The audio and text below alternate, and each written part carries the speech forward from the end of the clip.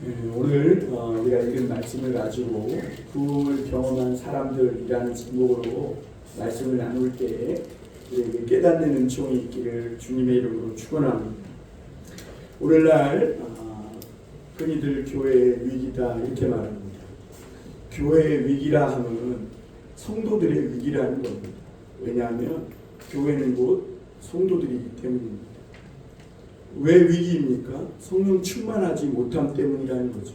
그 말은 우리가 성령 충만하지 못하다는 겁니다.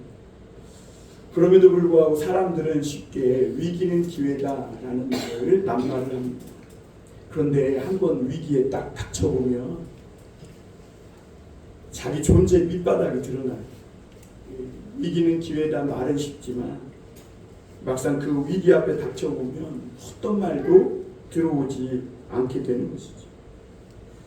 그럼에도 예수 믿는 사람들에게는 이 위기를 기회로 만들어내는 능력이 있는데 그것이 뭐냐면 살아있는 예수 그리스도의 십자가의 복음인 겁니다. 그래서 오늘도 마찬가지입니다. 여기에 크고 작은 어려움을 갖지 않은 분들이 없겠죠. 어떤 분은 위기 앞에 놓여 있을 수도 있고 중대한 결정을 내려야 될 수도 있어요. 그러나 여러분, 그래서 힘들고 어렵고 넘어졌을지라도 예수님의 말씀을 붙잡고 기도하며 믿음으로 다시 일어나서 마침내는 부흥을 이루어내는 예수님의 통로들이 다 되시길 바랍니다. 예수님이 부활하신 후에 제자들이 이 성령을 받기 전까지의 교회, 곧 믿음의 공동체의 모습을 보면 굉장히 위태로웠음을 우리가 알 수 있습니다. 우리는 사도행전 그러면 성령 받고 베드로가 전하 설교하니까 3,000명이 돌아오고 비시대 안디옥으로부터 막 복음이 전파되고 뭔가 대단한 결과 열매들만 생각하지만 사실 예수님이 십자가에 죽으시고 사도행전에서 사도들이 성령을 받기까지 이 믿음의 공동체 교회의 모습을 보면 굉장히 위기였습니다. 풍전등화 같았어요. 예수님의 피로 세우신 이 믿음의 공동체인 교회가 소위 말하면 무너지기 일보 직전이었습니다. 마치 오늘날 코로나 지난 우리 교회의 모습과 똑같았고, 그리고 오늘 제가 주보에 이렇게 남겨놓았지만 1903년에 있었던 원산 그리고 평양으로 이어졌던 이 대부흥의 사건이 있기 전인 그 일제강점기 시대와 다를 것이 없는 그때가 바로 오늘 제자들이 처한 그런 초대교회의 현상이었습니다. 당국자들은 예수 믿는 자들을 잡아 때리고 가두고 죽였어요. 예수님이 부활했다 이런 소식을 선포를 하지 못하도록 입을 막았습니다. 제자들은 죽음을 이기고 부활하신 그 예수님의 부활체, 예수님이 부활하신 죽음을 이기신 그 몸을 보고도 그때 그 상황이 얼마나 살벌하고 두려웠던지 숨어서 모였고 숨어서 기도했던 것을 우리가 볼 수 있습니다. 그런데 그마저 부활하신 예수님 오랫동안 제자들과 있어주지도 않고 40일 동안 하나님 나라 하늘의 삶에 대해서 말씀하신 후에 그냥 말씀 한마디 툭 던지시고 하늘로 올라가 떠나버리신 것을 볼 수 있습니다. 오늘 예수님이 남기신 그런 그 말씀은 어떤 말씀인가? 우리가 너무나 다 잘 아는 오늘 4절 5절 말씀이에요. 너희가 예루살렘을 떠나지 말고 아버지께서 약속하신 것을 기다리라 하는 거예요. 너희가 곧 몇 날이 못되어 성령으로 세례를 받으리라 그러셨어요. 예수님은 하늘로 올라가시면서 야 너희들 시간 없으니까 빨리 나가서 막 전도해 이러지 않았다는 거예요. 기다려. 그리고 제자들은 나중에 그 예수님이 남겨준 마지막 그 한 말씀을 붙잡고 기도함으로 부흥을 경험하는 사람이 되었고 위기의 교회가 변해서 세계를 선교하는, 그래서 세계로 복음이 확장되고 오늘날 그 복음이 우리에게까지 와서 우리를 구원하는 부흥하는 교회와 성도들이 되었음을 볼 수 있습니다. 만약 예수님이 부활하신 후에 제자들과 함께 있어서 제자들이 성령을 받고 부흥을 다 이루어낸 다음에 예수님이 승천했다면 오늘 우리에게는 충분히 변명거리가 있겠죠. 아, 예수님 부활하신 예수님이 함께 있잖아. 이렇게 변명거리가 생길 수도 있고 핑계거리가 있을 수도 있어요. 그런데 제자들도 부활하신 예수님이 계셔서 부흥을 만들어낸 것이 아니에요. 이미 예수님은 말씀 한 구절 남겨놓고 올라가셨어요. 그리고 제자들은 그 말씀 붙잡고 기도하고 자기가 처한 현실 속에서 날마다 닥쳐오는 그 불안들, 산더미처럼 밀려오는 이 문제들, 어려운 근심 걱정들, 이런 현실을 극복하고 이기며 버티며 그렇게 기도하며 만들어낸 부흥이 있어요. 그렇기 때문에 여러분, 오늘 우리는 제자들보다 더 큰 부흥을 이뤄낼 수 있어요. 왜? 제자들은 예수님이 이 한 말씀만 남겨놓고 갔지만 우리들은 예수님이 남겨놓고 간 말씀에다가 플러스 알파, 제자들의 그 말씀을 가지고 어떻게 부흥을 만들어냈는지에 대한 말씀도 갖고 있다는 거죠. 그러니까 우리가 처한 위기는 위기라고만 볼 것이 아니라 오히려 주님이 우리에게 남겨주신 그 말씀을 붙잡고 기도하고 제자들처럼 나아간다면 얼마든지 더 좋은 그리고 더 큰 하나님의 부흥을 체험할 수 있는 사람들이 될 수 있을 줄 믿습니다. 예루살렘은 예수님은 이 제자들에게 예루살렘을 떠나지 말고 약속하신 것을 기다리라, 너희가 곧 성령으로 세례를 받으리라 하셨어요. 여러분, 이 예수님이 남겨주신 이 말씀을 한 문장을 그냥 한 문장으로 이렇게 설명하기에는 너무나 많은 걸 담고 있어요. 부흥은 물론 성령께서 하신 거지만 제자들이 예수님 말씀대로 예루살렘을 떠나지 않았고, 그리고 그곳에서 버티고 현실을 도피하지 않았기 때문에 부흥이 임했던 것이죠. 예루살렘은 제자들에게 뭐 조금 있다가도 얘기 나눌 수 있겠지만 당장 떠나고 싶은 곳이었습니다. 그런데 예수님이 떠나지 말라는 당부가 있어요. 그때 제자들은 많이 생각을 들었을 거죠. 예수님이 십자가에 못 박히시기 전날 밤 예수님은 똑같이 제자들을 데리고 감람산에 올라가셔서 너희가 깨어 나와 함께 기도하자 그랬어요. 사단이 밀가부르듯 너희를 까부르려고 한다는 거예요. 그래서 너희가 나와 깨어 기도하자 그랬어요. 예수님은 십자가를 앞에 놓고 막 땀방울이 핏방울이 되도록 기도하셨어요.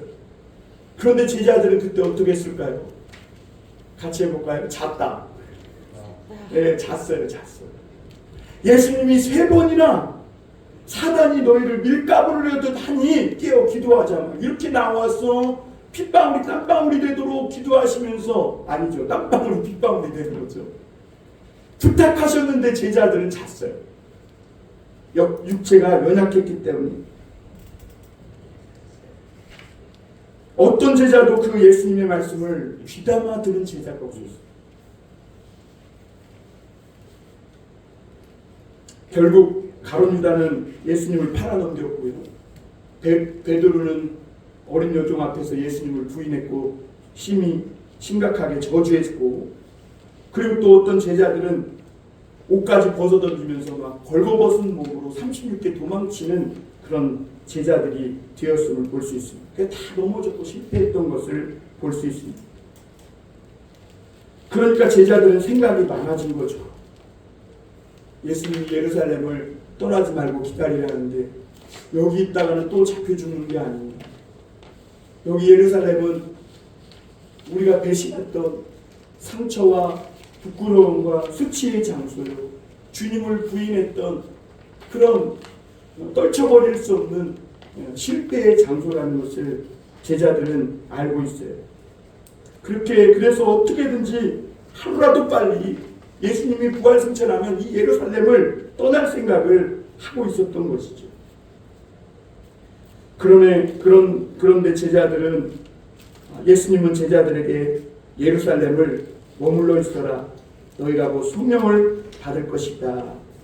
그 말씀 붙잡고 정말 그 어려운 현실을 극복하며 예루살렘에 있으니 그들이 약속하신 성령을 받았고, 그리고 그 예수님의 말씀하신 부흥을 이루어갔음을 보게 됩니다. 그들이 어떻게 그럴 수 있었을까? 답은 하나예요. 간절히 기도했다는 거예요. 그래서 사도행전 4장에 보면 빌기를 다하며 모인 곳이 진동하더니 그들에게 하나님의 성령이 다 충만하더라 그랬어요.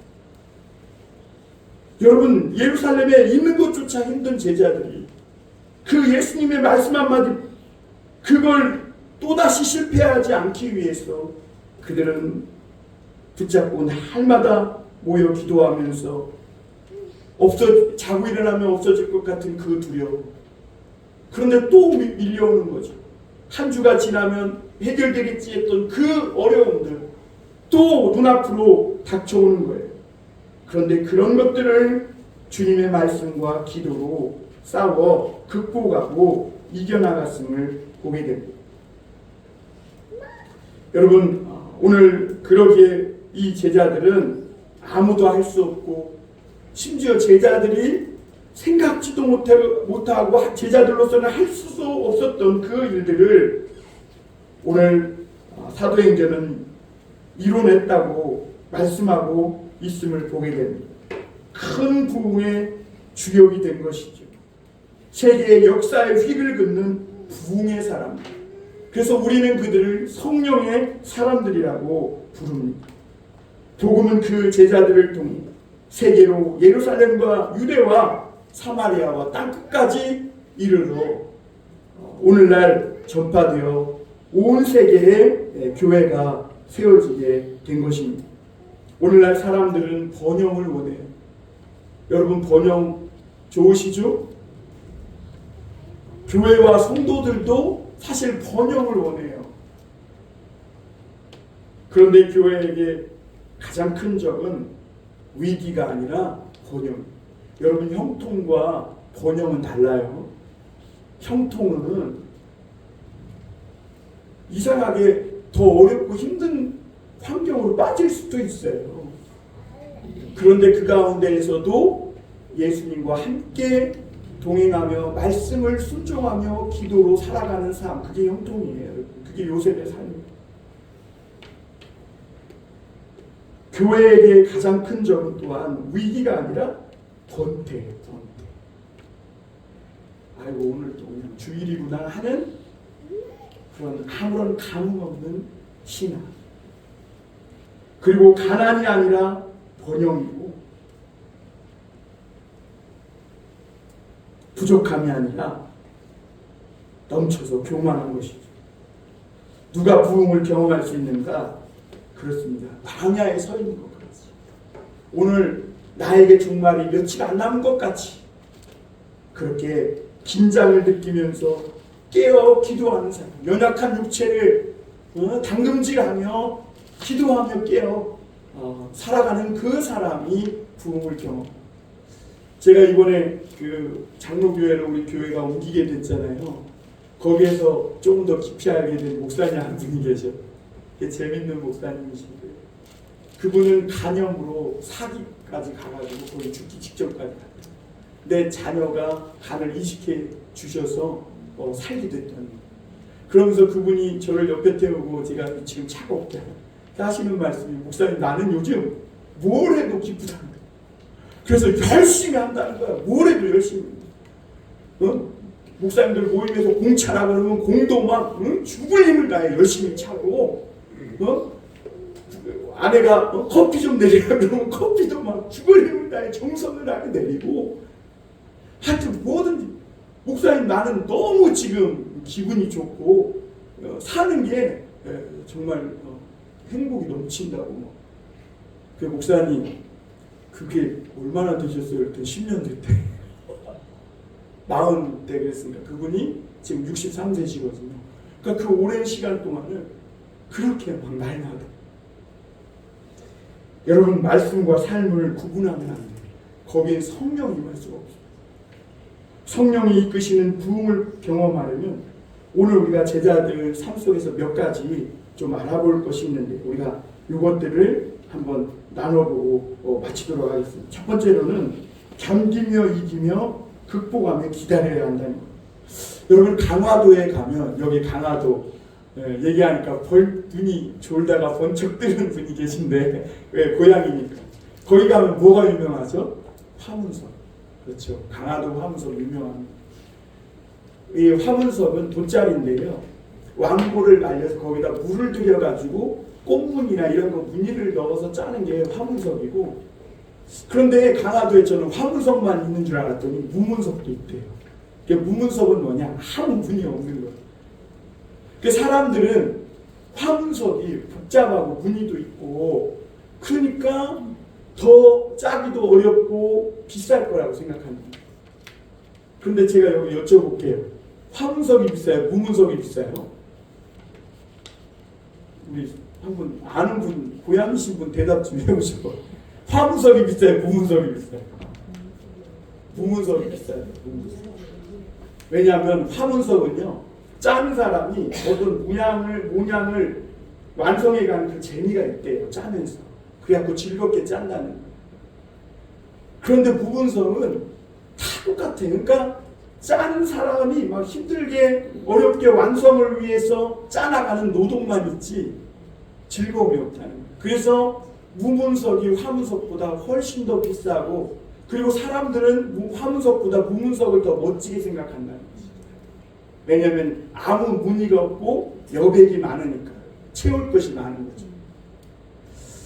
그래서 여러분 무문석이 그래서 비싸다 또 짜기 어렵다 이렇게 말하고 있더라는 것이죠. 여러분 우리 인생도 마찬가지입니다. 우리가 나만의 어떤 화려한 인생의 무늬를 짜나가려면 물론 재밌고 그런 일들이 많이 있겠지만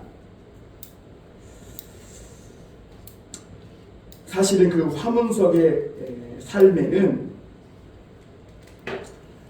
남들이 인정해 줄 만한 그런 가치 있는 것들을 갖기가 어렵고 뿐만 아니라 이 무문석의 삶을 살아가려면 그런 화문석 같이 대단한 그런 어떤 무늬를 가질 수 없는 그런 인생이긴 하지만 사람들이 인정하고 사람들이 높여주는 가치 있는 삶을 살 수 있음을 보게 됩니다. 여러분 우리가 그럼에도 불구하고 내 인생이 어떤 무늬가 없는 그냥 가치 있는 이런 무문석의 인생과 같은 삶을 짜나가려면요 나의 소소한 어떤 즐거움들을 버리기도 해야 돼요. 힘든 삶의 고된 과정이 있음을 알 수 있습니다. 우리는 다 화려한 화문석의 삶을 살려고 해요. 그렇게 살고 싶고 또 그렇게 다 되면 좋겠죠. 그런데 여러분 우리 삶이 한번 살아보면 어때요? 본사님 날마다 나만의 화려한 무늬를 짜내며 살아갈 수 있겠어요? 오늘도 먹고 살느라 힘들어서 그냥 무문석의 삶, 이게 왜 살아야 되는지 알지도 못하고 살아가는 그 닥치는 문제 속에서 어떤 내 인생의 완성만을 위해서 그냥 살아가는 그런 삶을 살아가야 할 때가 훨씬 더 많아요. 그런데 이 고 이어령 박사님이 마지막 수업이라는 책에서 여기도 있어요. 책 한번 읽어보세요. 이런 말을 했어요. 나만의 화려한 화문석의 인생을 짜나가는 그런 삶이 아니고 현실에 부닥쳐서 어떤 문제에 이끌려가는 것 같은 그냥 살아가는 것 같은 이런 지루한 무문석의 삶을 살더라도 그 안에서 인생의 진설미를 느끼며 살 수 있다는 것. 만들어가며 살 수 있다는 것. 그것을 이제 이 책에는 리빙의 삶이냐 뭐 라이프의 삶이냐 이렇게 구별을 했어요. 리빙의 삶은 뭐냐면 경제적으로 내가 잘 먹고 성공하고 잘 살기 위해서 쓰는 삶, 시간들을 말하는 거예요. 그러나 라이프는 뭐냐면 그냥 내 일생에 그냥 그 주어진 시간을 살아가는 거죠. 그런데 리빙의 삶은 물론 그렇게 살아서 잘 먹고 잘 살고 뭐 편리할 수는 있어요. 그러나 그 인생의 진선미를 모르고 산다.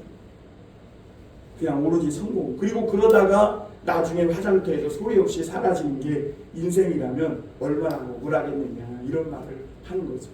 그러나 여러분 반대로 우리가 문문석과 같은 날마다 출근하고 일하고 아이 키우고 이런 문문석의 지루한 해도 끝이 없는 이런 지긋지긋한 삶을 사는 것 같지만 나에게 주어진 그 삶의 여정 속에서 진선미를 발견합니다. 밥하는 거에서, 아이를 키우는 거에서, 방 닦는 거에서, 지긋지긋한 청소하는 거에서, 이런 곳에서 삶의 진선미를 발견하는 문문석의 그 삶이 바로 라이프다. 이렇게 말하고 있는 거죠. 오늘 말씀으로 여러분 한번 다시 돌아가 보면 정말 신비한 시간들이 오늘 제자들에게 이렇게 도래하고 있음을 보게 됩니다. 왜냐하면 지금 예수님이 제자들과 함께 있잖아요.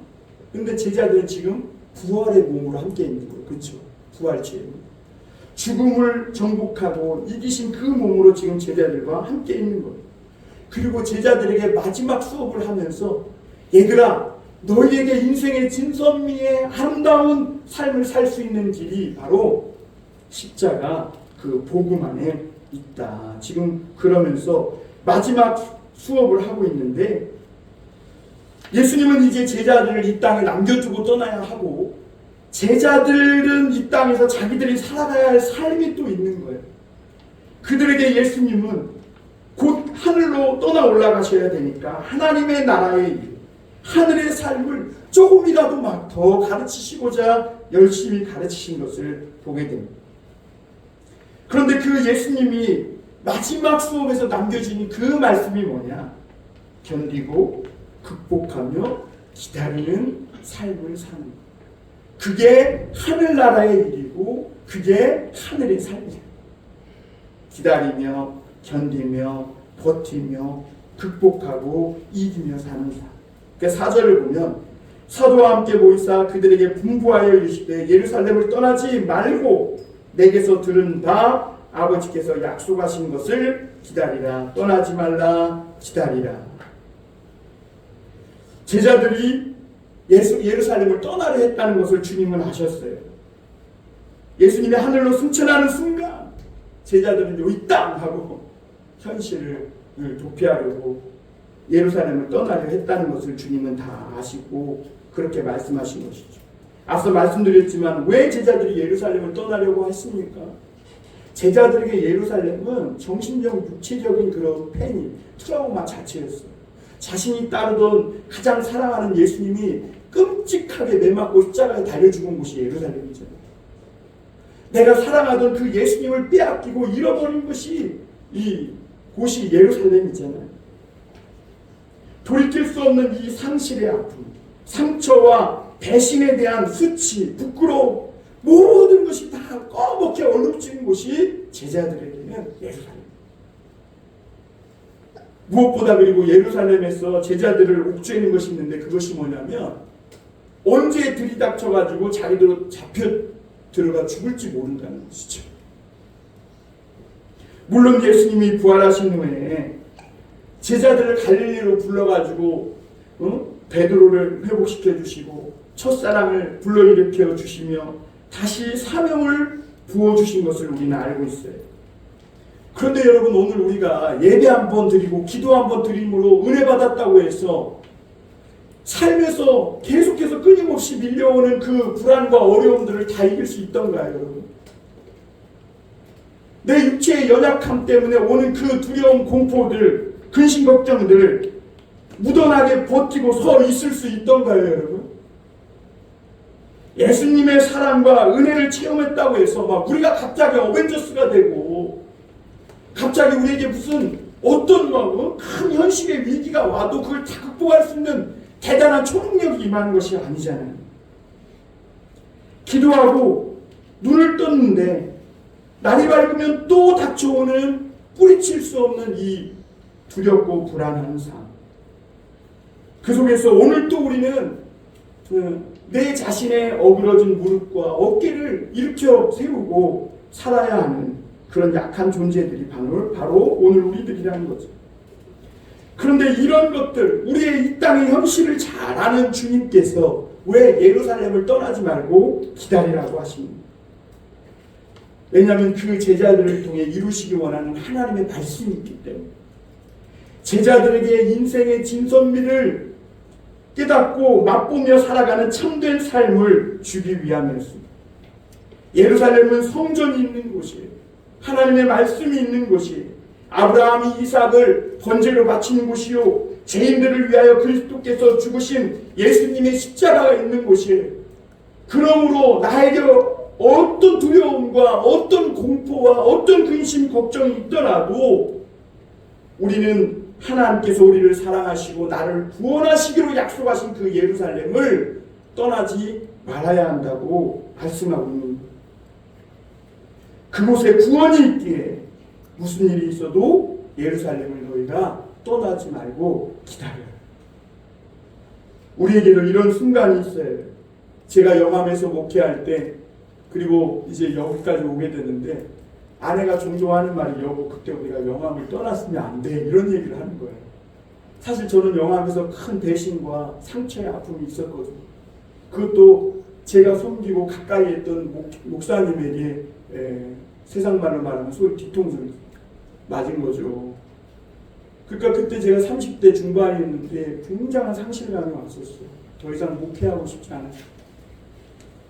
그런데 아내는 그때 그 상황을 회상하며, 여보 그래도 버티고 서 있었으면 그 시골 교회가 하나님이 부흥을 주셨을 거야, 이런 말을. 저도 어느 정도는 공감합니다. 그래서 저는 이제 쉽게 손 털지 않고 쉽게 끈을 놓지 않으려고 해요. 하나님의 말씀이 지겨운 무문석과 같은 내 삶을 통해 이루어지고 또 아름다운 무늬가 그려지기까지 극복하고 이기고 견디고 버티며 기다려야 할 시간이 우리 모든 믿는 자들에게 있음을 가르쳐주고 있는 것이죠. 여러분, 앞으로 우리 인생의 실패, 배신, 상처, 아픔과 죽음이 기다리고 있어도 물러서지 않는 그 능력, 그 힘을 받기 위해서 여러분 예루살렘을 떠나지 말고 끝까지 믿음으로 기다리는 부흥의 사람들이 될 수 있기를 바랍니다. 그럼에도 세상은 너무 부조리해서 아무리 정직하고 열심히 노력하고 살아도 때때로 헛수고 숲으로 돌아가는 경우가 있어요. 그럼에도 여러분, 우리가 한번 생각해 볼 것은, 저도 여러 번 시도해보고 해봤지만 안 되는 일은 참 안 되더라고요. 그렇죠? 그리고 오늘 우리가 처한 현실에 이것만 해결되면 좋겠는데 해도 안 되는 일들이 있어요.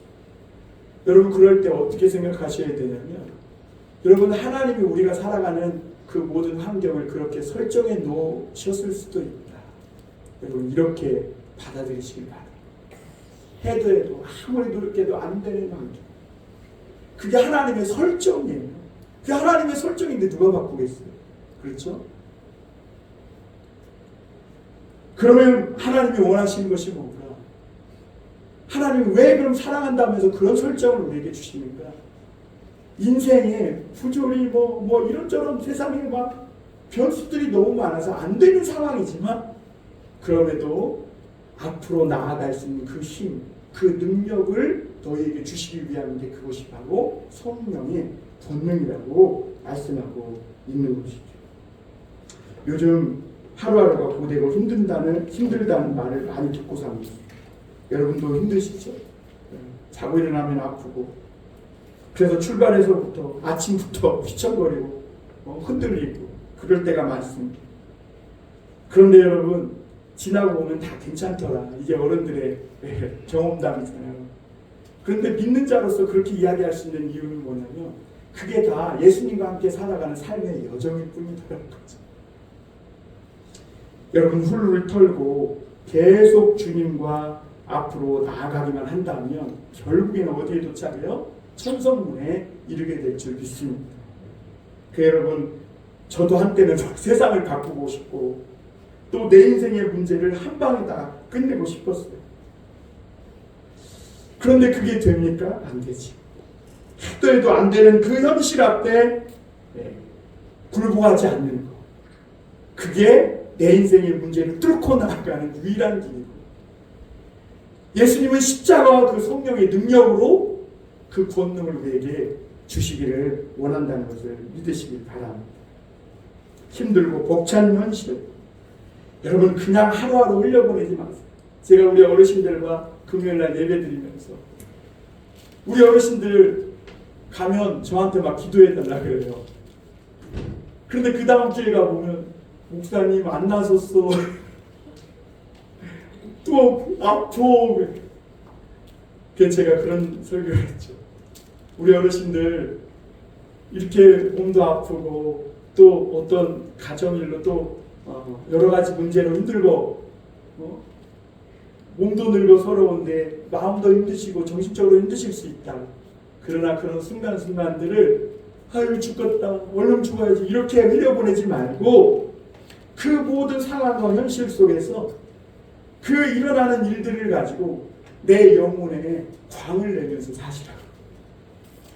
여러분, 우리가 구두를 신고 다니다 보면 우리도 모르게 먼지가 앉은 것도 아닌데 광이 없어져요. 그런데 이 구두 닦기 아저씨한테 맡기면 막 침도 뱉고 다 닦으면 막 광이 앉고 광이 번쩍번쩍 나고 파리가 앉으면 미끄러질 정도로. 여러분, 우리에게 왜 이런 현실, 하나님이 이런 설정을 놓아주셨는가? 이런 삶의 여정을 통해, 무문석의 삶을 통해 우리 영혼에 때때로 광내라고 하나님이 그런 설정을 주신 줄 믿고, 그러나 여러분 길이 없는 게 아니에요.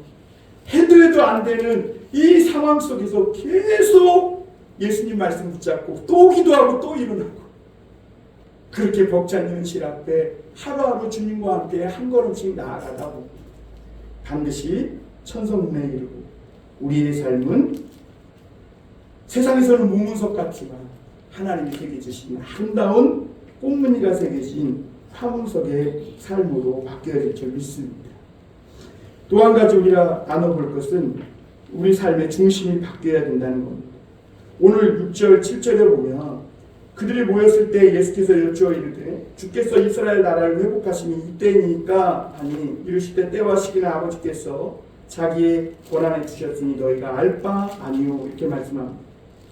제자들은 예수님이 예루살렘을 떠나지 말고 아버지가 약속하신 성령을 기다려라 이 말씀을 하시니까 막 이 말씀을 정치적으로 흥분해가지고 오해해서 막 계속 예수님께 묻고 또 물었어요. 제자들이 아직도 인간적인 기대와 야망을 놓지 않고 있는 거예요. 예수님이 성령으로 세례를 받는다니까 내 인생의 문제가 한 방에 해결되는 길이 있나 보다 이렇게 생각한 것이죠. 예수님의 죽음과 부활을 제자들은 보았고 40일 동안 제자들이 하나님 예수님의 마지막 특강을 들었는데도 아직도 자신을 놓지 못하고 자기중심적인 것을 보게 됩니다. 하나님 나라의 일을 들으면서도 여전히 제자들은 하나님 중심이 아니라 자기 중심에 갇혀 있는 것입니다. 예수님이 주고 싶은 삶이 있는데 그들은 그들이 살고 싶은 삶이 있기에 너무나 주님과 거리가 멀었고, 그래서 제자들은 여전히 예수님과 눈을 맞추지 못하고 있음을 보게 됩니다.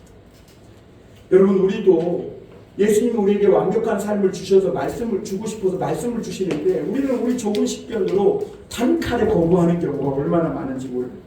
그러니까 예수님이 원하는 삶과 내가 살고 싶은 삶이 계속 엇갈리고 있는 거죠. 여러분, 중심이 말씀으로 새롭게 빚어지지 않는다면 인생은 계속 같은 자리에서 넘어지고 실패할 수밖에 없다는 걸 여러분 아실 수 있기를 바랍니다. 여러분, 제자들이 열심히 부족했던 게 아니에요. 자기들 나름대로는 인생의 대가를 지불하면서 예수님을 따랐어요. 배를 버렸죠. 그물을 버렸죠. 부친을 버렸어요.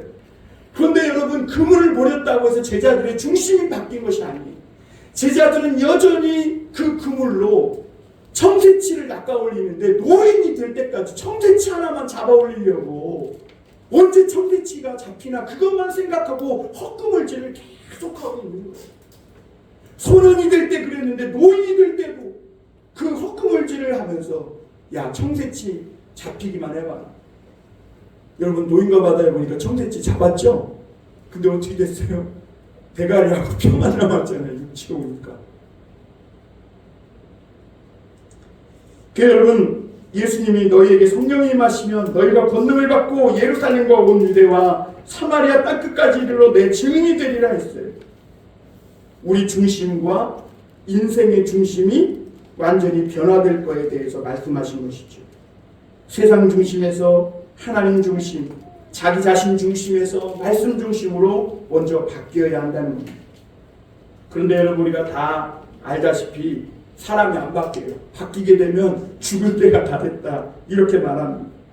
그러나 이런 답답한 인생임에도 유일한 희망이 있는데 성령이 임하면 바뀐다는 거예요. 성령. 새로운 꿈을 꾸게 된다는 거예요. 이상하게 마음이 바뀐다는 거예요. 성령이 임하면. 그게 성령이 임한 거예요. 예수님의 말씀대로 정말 제자들에게 성령이 임하니까 그들의 마음 중심이 바뀌면서 더 이상 망가진 인생대로 살지 않아도 됐어요. 성령이 임하자 제자들은 과거의 실패, 상처, 나 자신이라는 이런 것들이 한계, 바운더리가 되지 못했음을 볼 수 있습니다. 성령이 임하고 권능이 제자들에게 임하자 제자들의 인생의 지평이 넓어지면서 예루살렘과 사마리아와 세계를 품는 사람이 된 것이죠. 그리고 그 제자들은 자연스럽게 복음의 증인이 되어 있었음을 볼 수 있습니다.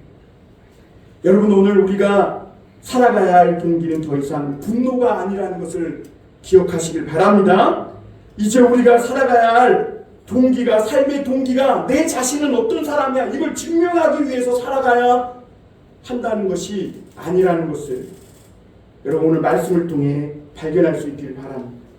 내가 할 수도 없고 생각지도 못했던 그 하나님 나라를 꿈꾸며 사는 삶, 그것이 제자들의 삶의 목적이 되었고 그것은 바로 성령의 권능의 삶으로 가능했음을 보게 됩니다. 사랑하는 성도 여러분, 우리도 성령 받았습니다. 먹든지 마시든지 주의 영광을 꿈꾸며 사는 중심이 바뀐, 마음이 바뀐 권능의 삶 살 수 있기를 주님의 이름으로 축원합니다. 우리 짧게 한 가지만 더 보면 마지막으로 하늘만 쳐다보지 말라니. 같이 해볼까요? 하늘만 쳐다보지 말라. 예, 9절에서 11절 말씀에 나오는데 11절에 보면 이르되 갈릴리 사람들아 어찌하여 서서 하늘을 쳐다보느냐. 너희 가운데서 하늘로 올라가신 이 예수는 하늘로 가심을 본 그대로 오시리라 하였느니라. 이게 원문으로 보면요, 제자들은 예수님이 하늘로 올라가시니까 계속 하늘만 쳐다봤다는 그 뜻이에요. 그러니까 하늘에서 눈을 떼지 못한 거예요. 그러니까 예수님이 올라가신 그 구름으로 가려진 하늘만 계속 뚫어져라 쳐다보고 있는 거예요. 여러분, 예수님은 하늘로 사라졌어요. 그러나 제자들은 이 땅에 남겨져 있고 오늘 우리도 이 땅에 있어요. 당시 그 제자들의 마음이 어땠을까? 아마 또다시 부활하신 예수님을 잃어버렸다는 상실감에 실망했을지도 모를 것 같아요. 그래서 하늘만 계속 쳐다보고 있으니까 하나님이 두 천사를 보내가지고 뭐라 그래요? 얘 하늘만 쳐다보고 있지 마. 그렇게 말하면서 너희의 삶의 몫으로 돌아가라 이야기하고 있음을 보게 됩니다. 여러분, 믿는 자들은요, 하늘만 쳐다보고 땅의 일을 내버려 두는 사람이 아니라는 것을 아시길 바랍니다. 땅이 있기에 하늘이 있고 하늘이 있기에 땅이 있음을 부정해서는 안 된다는 겁니다. 하늘과 땅 이 두 사이에서 긴장 속에서 살아가는 존재가 믿는 사람들의 진정한 삶인 것이죠. 그래서 이 땅에서 벅찬 현실 속에서 힘들고 어려운 삶이, 그래서 우리가 긴장하고 있다면 우리가 하늘을 바라보며 쉼과 은혜를 누리며 살아가는 것이죠. 그러므로 여러분, 오늘도 예배 끝나고 또 내일이 되면 직장에 또 일하러 지긋지긋한 일터로 가, 이렇게 하면 안 됩니다. 입으로만 떠드는 것은 경건의 모양만 내는 것이고요, 반대로 안달복달 하면서 죽도록 일만 하고 사는 것은 은혜를 모르며 사는 삶이고, 그래서 삶이 지겨워지는 겁니다. 여러분, 하나님의 은혜를 받으면서 이 땅에서 열심히 일할 때 그 사람의 삶이 빛이 난다는 것. 그래서 이제 내 삶의 동력이 어떤 다른 무엇이 아니라 하늘의 은혜요, 하나님의 은총이며, 또한 땅에서 살아가는 나의 모습은 내 인생의 아름다운 삶의 내용이 된다는 거 여러분 잊지 마시길 바랍니다. 여러분, 오늘 말씀은 그래서 예배했다면서 하늘만 쳐다보고 있는 사람, 또는 기도는 안 하고 하늘은 쳐다보지도 않으면서 땅에만 매여 사는 이 두 사람들에게 주시는 말씀인 거죠. 하늘과 땅이 입맞추는 삶, 하늘의 은혜와 이 땅의 일이 우리 인생 속에서 하나가 되는 그런 삶을 살 때 교회가 부흥되는 줄 믿으시길 바랍니다. 12절에서 14절에 보면 이렇게 말하죠. 제자들이 감람원이라는 산으로부터 예루살렘에 돌아오니 이 산은 예루살렘에서 가까워 안식일에 가기 알맞은 길이라. 여기서 안식일에 가기 알맞은 길이라, 이 말에 여러분 집중해 볼 필요가 있어요. 여러분, 당시 유대인들에게는 안식일이 있었어요. 안식일에는 하던 모든 일을 멈춰야 하고 2km 이상 걸으면 안 돼요. 그런데 예수님은 다시 예루살렘으로 돌아가 거기에서 머물라고 말씀하셨잖아요. 그때 제자들은 얼마든지 이 말씀을 거부할 수 있었어요. 왜냐하면 예수님 오늘 안식일이잖아요. 일하면 안 되잖아요. 많이 걸으면 안 되잖아요. 율법에 금하고 있잖아요. 그런데 제자들은 안식일에 가기 알맞은 길로 해서 예루살렘에 돌아와서 예수님의 말씀을 순종했던 것을 보여요. 여러분, 우리가 예수님의 말씀을 순종하려면 얼마든지 순종의 그 방법을 찾을 수 있고, 예수님의 말씀을 순종하지 않으려면 우리는 끝도 없이 합리화하고 순종하지 않을 수 있는 거예요. 여러분, 감람산에서 예루살렘까지가 약 2km가 안 됐다 그래요. 그거 뭐 돌아가는 거 쉽지 이렇게 생각할 수 있지만, 고린도전서 15장 6절에 보면요, 예수님이 부활의 몸을 보인 사람이 500명입니다. 그러나 감람산에서 예루살렘으로 돌아와 주님의 말씀을 붙잡고 기도한 사람은 120문도밖에 안 돼요. 그리고 그 120문도가 성령을 받고 성령의 사람이 된 거예요. 사도행전이. 여러분, 오늘 주님이 가라 하신 곳에 순종할 각기의 성령의 사람들이 된 줄 믿으시길 바랍니다. 오늘 이 자리는 우리에게 감람산과 같고, 또한 하나님의 말씀과 사명을 받는 예루살렘과 같은 자리이기도 합니다. 오늘 또 우리는 예배가 마치면 안식일날 가기 알맞은 길로 세상으로 나아가게 될 것입니다. 여러분, 들은 말씀대로 약속을 기다리며 기도하는 순종의 삶이 기다리고 있는 겁니다. 사랑하는 성도 여러분, 아멘으로 그치지 말고 예수님이 약속하신 것을 행동으로 살아내는 삶, 예수님의 말씀을 붙잡고 기도에 힘쓰므로 해도 안 되는 부주의한 이 세상에서 끝까지 견디고 극복하고 이기며 기다리는 삶, 세상의 욕망이 헛된 그물질을 멈추고 내 마음의 중심을 내려놓고 내 마음에 세상의 야망이 아니라 하나님의 말씀을 닫는 중심으로 바뀌는 삶, 가만히 서서 하늘만 쳐다보지 말고 세상으로 나아가 나의 일상과 몫을 다 살아내기까지 살아 움직이는 복음이 살아있는 부흥의 사람들이 다 되시기를 주님의 이름으로 축원합니다. 기도하겠습니다.